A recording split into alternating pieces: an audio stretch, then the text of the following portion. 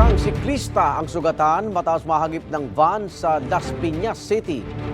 Pinaghahanap pa ang driver ng van. Yan ang unang balita ni Bam Alegre. Masdan ang CCTV footage na ito, nakita ang utility van sa gilid ng kalsada sa Barangay Talon 1, Las Piñas. Pagdampas nito sa kanto ng isang subdivision, nahagip ng van ang bisikleta na agad natumba. Sa halip na huminto, tuloy-tuloy lang ang driver ng van sa pagmamaneho. Iniinda pa rin ang siklistang si Jude de la Cruz ang sakit ng katawan mula sa mga galo sa braso at binti matapos siyang mahagip ng van. Kwento ni Jude sa GMA Integrated News, papasok siya sa trabaho kahapon gamit ang kanyang bisikleta nang mangyari ang insidente. Nung nagulat na ako, bigla niya po akong sinagi na parang sadya. Tapos nung tumila po na po ako nun, sinubukan po siyang harangan ng isang nakamotor. Kumbaga, gusto siya na siyang kausapin about sa kung bakit ganun di man lang siyang tumigil. Pero yung ginawa niya po sa motor, parang gusto na rin po sanang gitgitin sa gilid. Kahit na may mga sugat, pinili daw niya magbisikleta sa barangay hall ng Talon 1 para humingi ng tulong.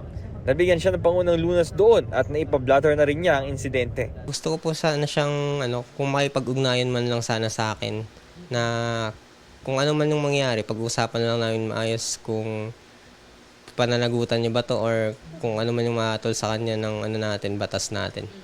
Ayon sa pamunuan ng barangay, desidido rin daw magreklamo ang biktima sa pulis. Ang CCTV ay napakalaking tulong, lalo na sa komunidad ng ating lungsod, na dito kasi nakikita lahat ng mga pangyayari. Tulad ng nangyari kanina, na hindi natin nalaman kung sino talagang nakabangga. Nung review natin ang CCTV, nakita natin pati plate number. Talagang ma-identify natin kung sino yung nakabangga doon sa siklista natin. Kapag nagsampa na ang reklamo sa pulisya, maaari na humingi ng tulong sa Land Transportation Office ang siklista para matukoy ang may-ari ng van. Ito ang unang balita, Bam Alegre para sa GMA Integrated News.